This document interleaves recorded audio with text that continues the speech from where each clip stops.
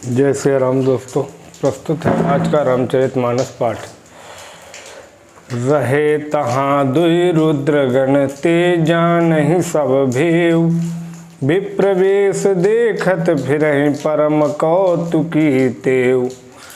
नारद जी जब मुँह बस फंस गए तब उन्होंने भगवान विष्णु से अब उनका रूप मांगा। जब भगवान विष्णु ने नारद जी का कल्याण करने के लिए उन्हें वानर रूप दिया, उसके बाद में वो नारद जी अपना क्या नाम क्षीरनिधि की कन्या के स्वयंवर में पहुँचे। उसके बाद वहाँ पर जब वो कन्या सभी वरों को देखने के लिए आई, तब वहाँ पर मौजूद शिव जी के दो गण रहे तहाँ दुई रुद्र गण ते जानहि सब भेव, विप्रवेश देखत फिरहि परम कौतुकी तेव। वहाँ दो शिव जी के गण भी थे। वे सब भेद जानते थे और ब्राह्मण का वेश बनाकर सारी लीला देखते फिरते थे। वे भी बड़े मौजी थे। जय समाज बैठे मुनि जाई, हृदय रूप अहिमित अधिकाई। तहाँ बैठे महेश गण दो, विप्रवेश गति लखई न को। नारद जी अपने हृदय में रूप का बड़ा अभिमान लेकर जिस समाज में जाकर बैठे थे, ये शिव जी के गण भी दोनों गण भी वहीं बैठ गए। ब्राह्मण के वेश में होने के कारण उनकी इस चाल को कोई नहीं जान सका। करई कूटी नारदई सुनाई, नीक दीन हरि सुंदरताई। रीझई राज कुंवर छवि देखी, इन्हीं बरी हरि जान बिसेखी। वे नारद जी को सुना कर व्यंग्य वचन कहने लगे। भगवान ने इनको अच्छी सुंदरता दी है, इनकी शोभा देखकर राजकुमारी रीझ जाएगी और हरि जानकर इन्हीं को खास तौर से बरेगी। मुनि मोह मन हाथ पराए, हसहि सम्मुख अति सचुपाए। यद्यपि सुनहि मुनि अटपटि बानी, समुझ न परहि बुद्धि भ्रम सानी। नारद मुनि को मोह हो रहा था क्योंकि उनका मन दूसरे के हाथ में था। शिव जी के गण बहुत प्रसन्न होकर हंस रहे थे। यद्यपि मुनि उनकी अटपटी बातें सुन रहे थे, पर बुद्धि भ्रम में सनी हुई होने के कारण वे बातें उनको समझ में नहीं आती थी। उनकी बातों को वे अपनी प्रशंसा समझ रहे थे। काहू न लखा सो चरित अभिषेखा, सो स्वरूप नृप कन्या देखा।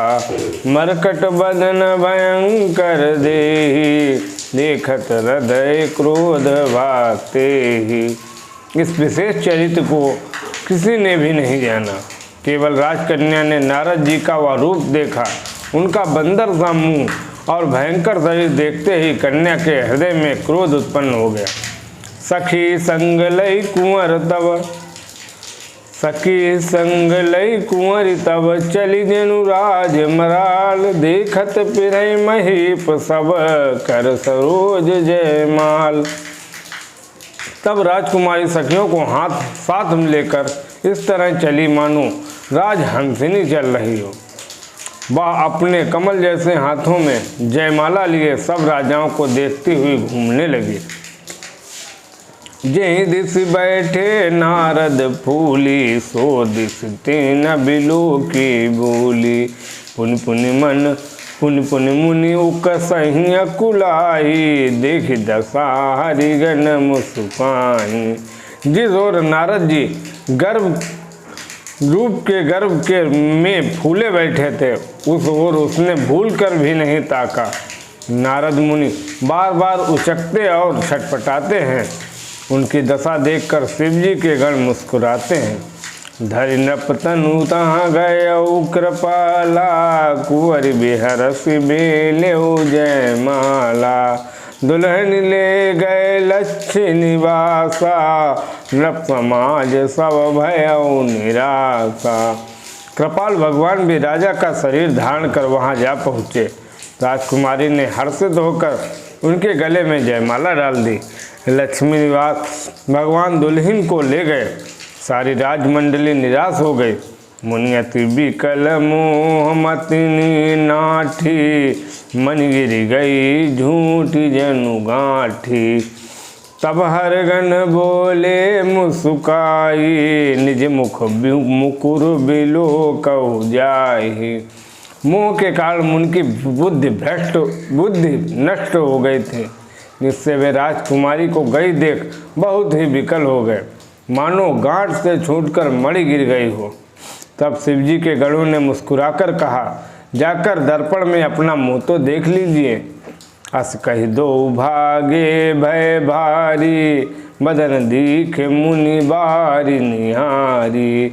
बेसुबिलो की क्रोध अति बाढ़ा, तिन्हें सराप दीन अति गाढ़ा। ऐसा कहकर वे दोनों बहुत भयभीत होकर भागे। मुनि ने जल में झांक कर अपना मुंह देखा। अपना रूप देखकर उनका क्रोध बहुत बढ़ गया। उन्होंने शिवजी के उन गणों को बहुत ही कठोर श्राप दे दिया। हो निशाचर जाए तुम कपटी पापी दो, हंसे हूँ हम सोले फल बहुरी हंसे हूँ मुनि को। तुम दोनों कपटी और पापी जाकर राक्षस हो जाओ। तुमने हमारी हंसी की, उसका फल चखो। अब फिर किसी मुनि की हंसी नहीं करना।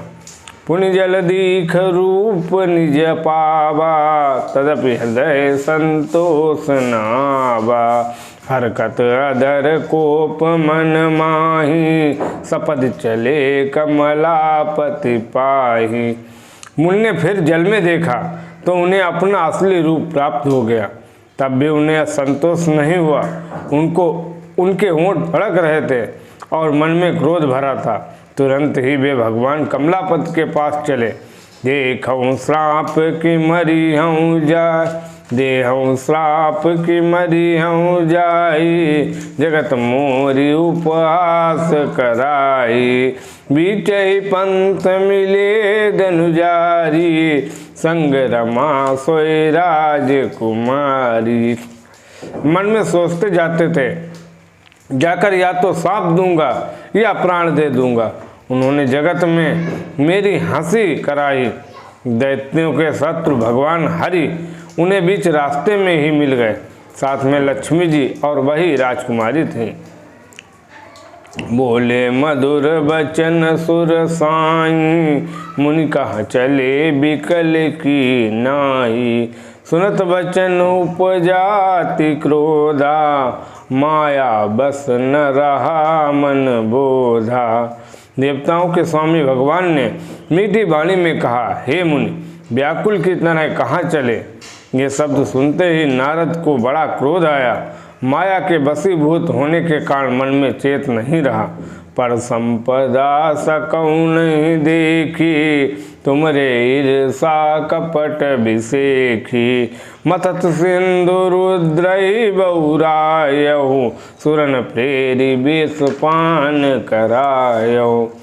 मुनि ने कहा, तुम दूसरों की संपदा नहीं देख सकते, तुम्हारे ईर्ष्या और कपट बहुत है। समुद्र मथते समय तुमने शिवजी को बावला बना दिया और देवताओं को प्रेरित करके उन्हें विषपान कराया। असुर सुरा विष संकर रापुरा मामनि चारु, स्वार्थ साधक कुटिल तुम सदा कपट व्यवहारु। असुरों को मदिरा और शिवजी को विष देकर तुमने स्वयं लक्ष्मी और सुंदर कौस्तुभ मणि ले ली। तुम बड़े धोखेबाज और मतलबी हो, सदा कपट का व्यवहार करते हो। परम स्वतंत्र न सिर पर कोई, भावई मन ही करहु तुम सोई। भले मंदे ही भले करहु, विस्मय हरस नहीं कछु धरऊ। तुम परम स्वतंत्र हो, सिर पर तो कोई है नहीं। इससे जब जो मन को आता है स्वच्छंदता से वही करते हो। भले को बुरा और बुरे को भला कर देते हो। हृदय में हर्ष विषाद कुछ भी नहीं लाते।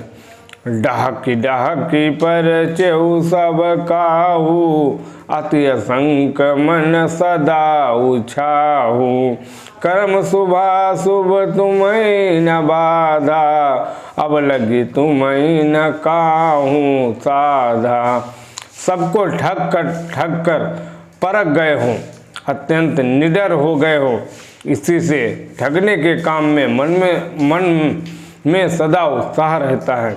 शुभ अशुभ कर्म तुम्हें बाधा नहीं देते। अब तक तुमको किसी ने ठीक नहीं किया था। भले भवन अब बायन दीना, पावहुगे फल आपन कीना। बंच मोहि जवनि धरि देहा, सोई तनु धरहु श्राप मम एहा। अब कि तुमने अच्छे घर बना दिया है, मेरे जैसे जबरदस्त आदमी से छेड़खानी की है, अतः अपने किए का फल अवश्य पाओगे।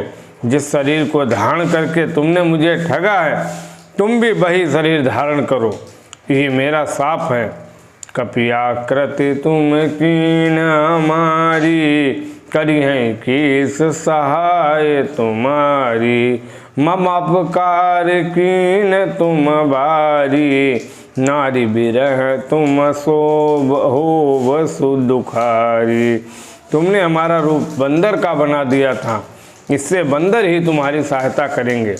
मैं जिस स्त्री को चाहता था उससे मेरा वियोग कराकर तुमने मेरा बड़ा अहित किया है, इससे तुम भी स्त्री के वियोग में दुखी होगे। श्राप शीस धरि हरसिहिया, प्रभु बहु विनती कीन। निज माया कई प्रबलता, हर करसि कृपा निधि लीन। श्राप को सिर पर चढ़ाकर हृदय में हर्षित होते हुए प्रभु ने नारद जी से बहुत विनती की और कृपा निधान भगवान ने अपनी माया की प्रबलता खींच ली। जब हरि माया दूरी निवारी, नहीं तह रमान राजकुमारी। तब मुनि अति सबित हरि चरना, गहे पाहि प्रणतारति हरना। जब भगवान ने अपनी माया को हटा लिया, तब वहाँ न लक्ष्मी रह गई और न राजकुमारी ही। तब मुनि ने अत्यंत भयभीत होकर श्री हरि के चरण पकड़ लिए और कहा, हे शरणागत के दुखों को हरने वाले, मेरी रक्षा कीजिए। मखा हो मम श्राप कृपाला, मम इच्छा का दीन दयाला। मैं दुर्वचन कहे बहु तेरे, कहा मुनि पाप मिटी किम मेरे। हे कृपालु, मेरा पाप मिथ्या हो जाए। तब दीनों पर दया करने वाले भगवान ने कहा, ये सब मेरी ही इच्छा से हुआ है। मुनि ने कहा, मैंने आपको अनेक खोटे वचन कहे, मेरे पाप कैसे मिटेंगे। जपहु जाई शंकर सतनामा, हुई है हृदय तुरत विश्रामा। को नहीं शिव समान प्रिय मोरे, असी प्रतीति त्यजहु जनि भोरे। भगवान ने कहा, जाकर शिव जी के सत नाम का जाप करो, इससे हृदय में तुरंत शांति होगी। शिव जी के समान मुझे कोई प्रिय नहीं है, इस विश्वास को भूलकर भी न छोड़ना। जही पर कृपा न करहि पुरारी, सो न पाव मुनि भगति हमारी। असुर धरि महि विचरऊ जाई, अब न तुम्हें माया नियराई। हे मुनि, पुरारी शिव जी जिस पर कृपा नहीं करते, वह मेरी भक्ति नहीं पाता। हृदय में ऐसा निश्चय करके जाकर पृथ्वी पर विचरो, अब मेरी माया तुम्हारे निकट नहीं आएगी। बहुविधि मुनि है प्रबोधि प्रभु, तब भय अंतर्धान। सत्यलोक नारद चले, करत राम गुणगान। बहुत प्रकार से मुनि को समझा बुझाकर ढांढस देकर तब प्रभु अंतर्धान हो गए और नारद जी श्री रामचंद्र जी के गुणों का गान करते हुए सत्यलोक अर्थात ब्रह्मलोक को चले गए। इसी के साथ आज का रामचरितमानस पाठ यहीं समाप्त होता है। बोलो जय श्री हरि।